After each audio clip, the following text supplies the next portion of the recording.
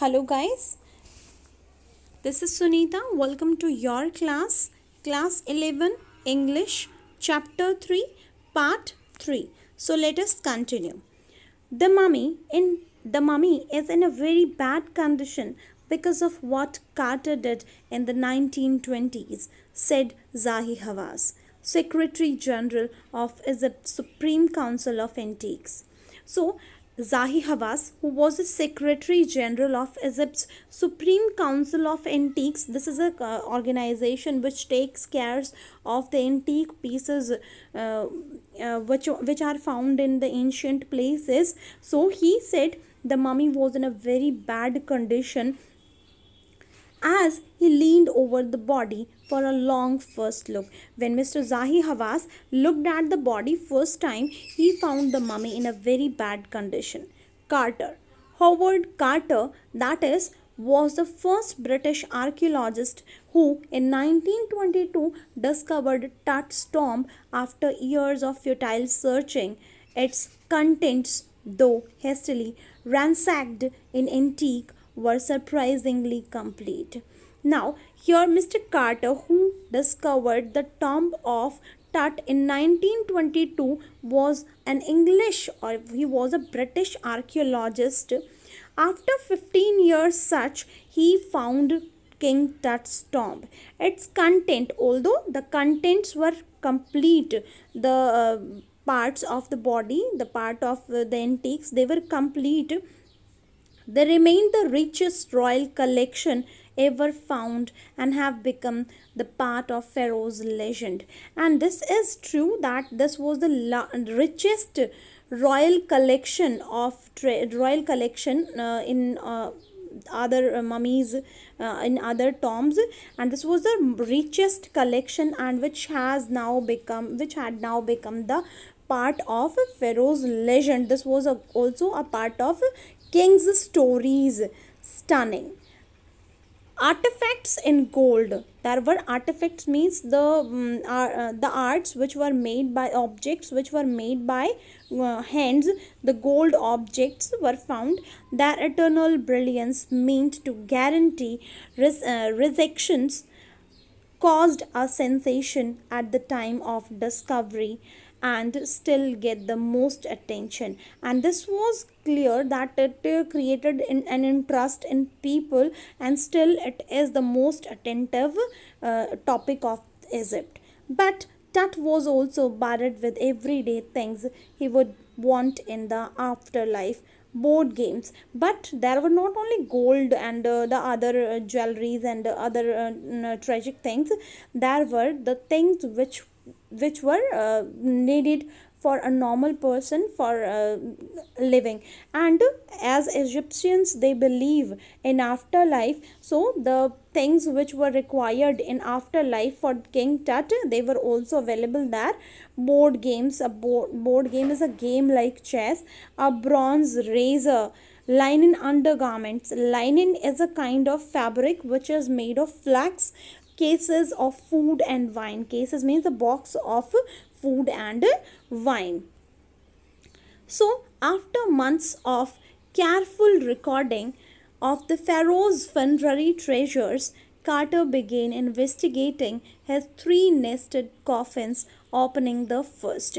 Now, for months, he just firstly had a recording of what treasure or whatever the things he could find in the tomb of King Tut, and then he started to investigate about the nested means one box into another box and another into another box. He investigate for the coffins. Opening first of all, he opened the first box. He found a shroud adorned with garlands of willow and olive leaves, wild sorrel and lotus petals and cornflowers, the faded evidence of a burial in March or April. Then in first box, in first coffin, what did he find?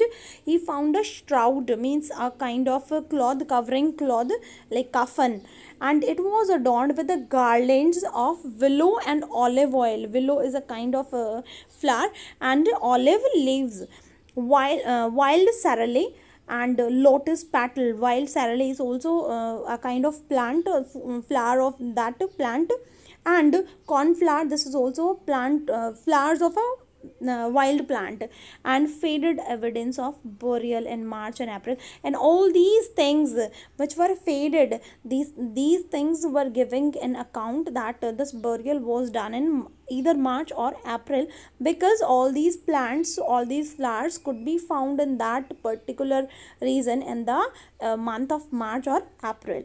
When he finally reached the mummy, though he ran into trouble. When he found the mummy finally, though he found a trouble.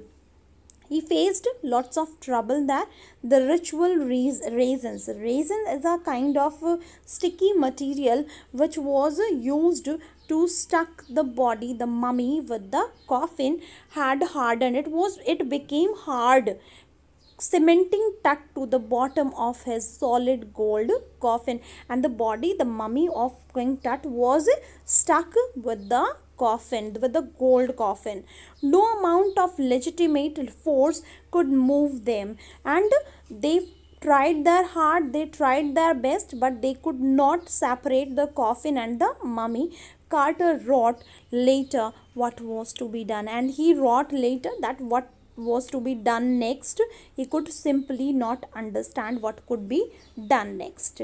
So he set the mummy outside in blazing sunshine that heated it to 149 degrees Fahrenheit. Nothing budged. So what did he do? He just put the mummy and, well, along with the coffin in the blazing sun, means in the heat, in the outside, in the shining sun, and the temperature was 149 degree Fahrenheit. It was too high, the temperature was too high. Nothing budged, but everything was vain. He reported with scientific detachment that the consolidated material had to be chiseled away from beneath the limbs and trunk. Limb mean the leg or the arms, and trunk the rest part of the body, except limb and except limbs, except legs and your arms. So he consolidated that material had to be chiseled होती है छेनी, जिसके साथ हम किसी भी चीज़ को दूसरी चीज़ से अलग करते हैं. So he just declared that mummy was to be chiseled, that was to be separated by chisel only. So it was possible to raise the king's remain, and only king's mummy could be separated, could be made separated from the coffin only by the help of chisel. In his defense, Carter really had little choice. If he hadn't cut the mummy free, thieves most certainly would have circumvented the guards and ripped it apart to remove the gold.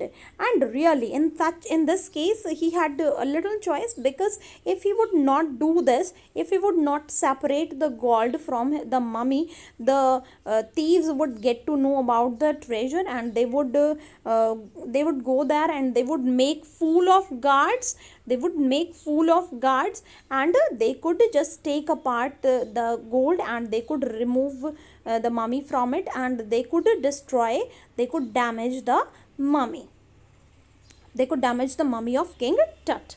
In Tut's time, the royals were fabulously wealthy, and they thought or hoped, they were so rich in that time, the kings were so rich, they could take their riches with them. This was their belief, that they could take their wealth in afterlife, means a life after death. For his journey to the great beyond, King Tut was lavished, and he was, for the same journey, King Tut was given glittering goods. Glittering goods here means the gold, the gold and the jewelries, precious collars, precious necklace, inlaid necklace. You've seen the necklace here. This is the outer necklace, and here these are the inlaid necklace. This is that collars, and this is inlaid necklace. And bracelet, you might be very aware about the bracelets which we wear on our wrist. Rings, amulets. Amulets are kind of jewelry which is worn on the arms or on the waist. A ceremonial apron and sandals, shred for his fingers and toes. Here is this shred means the covering for his fingers and toes. They used to cover their fingers and toes, so that covering was given. And now iconic inner inner coffin and mask. And then inner coffin was given, that coffin which was made of gold and which had a mask, gold mask, all of pure gold, and it was all made of gold. To separate Tut from his adornments, Carter's men removed the mummy's head and severed nearly every major joint, and they had to remove the mummy from the coffin. So what did they do? They cut it nearly every major joint of the mummy.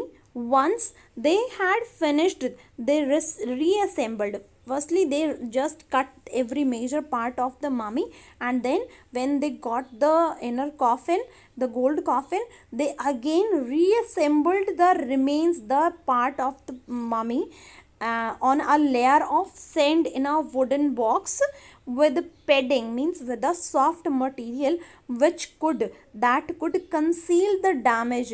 To hide the damage, they used a soft material which is called padding. The bed where King Tut now rested, and here right now King Tut is in that wooden box only, on that sand, and his major joints are covered, that damage was covered with that soft material called padding. So we'll meet in the next video. Till then, have a nice day.